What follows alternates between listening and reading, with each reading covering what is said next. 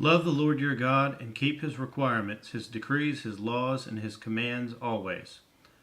Remember today that your children were not the ones who saw and experienced the discipline of the Lord your God, his majesty, his mighty hand, his outstretched arm, the signs he performed, and the things he did in the heart of Egypt, both to Pharaoh, king of Egypt, and to his whole country, what he did to the Egyptian army, to its horses and chariots, how he overwhelmed them with the waters of the Red Sea as they were pursuing you, and how the Lord brought lasting ruin on them. It was not your children who saw what he did for you in the desert until you arrived at this place, and what he did to Dathan and Abiram, sons of Eliab the Reubenite, when the earth opened its mouth right in the middle of all Israel and swallowed them up with their households, their tents, and every living thing that belonged to them. But it was your own eyes that saw all these great things the Lord has done. Observe, therefore, all the commands I am giving you today, so that you may have the strength to go in and take over the land that you are crossing the Jordan to possess, and so that you may live long in the land that the Lord swore to your forefathers to give to them and their descendants, a land flowing with milk and honey, a land you are entering to take over is not like the land of Egypt, from which you have come, where you planted your seed and irrigated it by foot, as in the vegetable garden.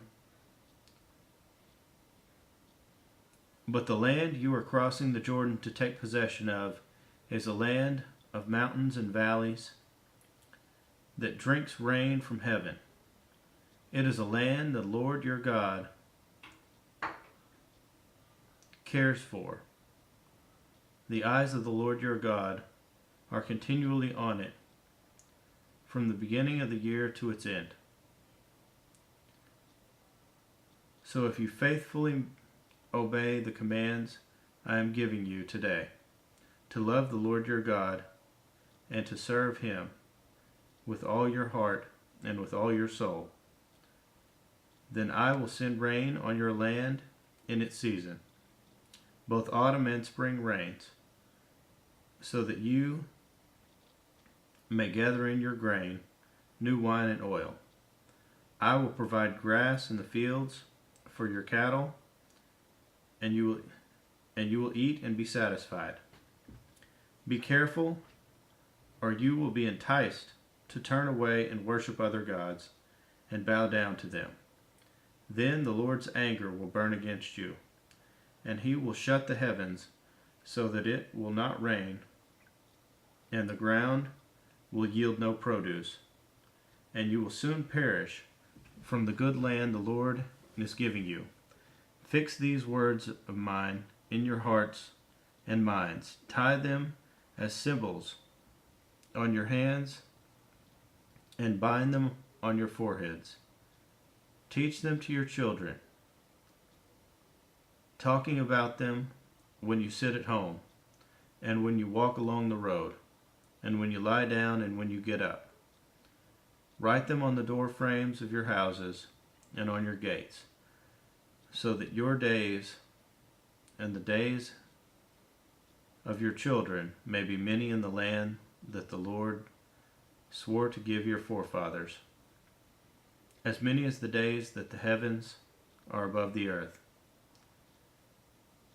If you carefully observe all these commands I am giving you to follow, to love the Lord your God, to walk in all his ways, and to hold fast to him, then the Lord will drive out all these nations before you, and you will dispossess nations larger and stronger than you. Every place where you set your foot will be yours, Your territory will extend from the desert to Lebanon and from the Euphrates River to the western sea. No man will be able to stand against you. The Lord your God, as he promised you, will put the terror and fear of you on the whole land, wherever you go. See, I am setting before you today a blessing and a curse. The blessing, if you obey the commands of the Lord your God that I am giving you today. The curse, if you disobey the commands of the Lord your God and turn from the way that I command you today by following other gods, which you have not known. When the Lord your God has brought you into the land you are entering to possess, you are to proclaim on Mount Gerizim the blessings and on Mount Ebal the curses.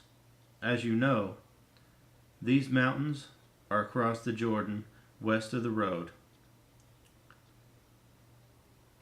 toward the setting sun, near the great tree of Moreh, in the territory of those Canaanites living in the Arabah in the vicinity of Gilgal. You are about to cross the Jordan to enter and take possession of the land the Lord your God is giving you. When you have taken it over and are living there, be sure that you obey all the decrees and laws I am setting before you today.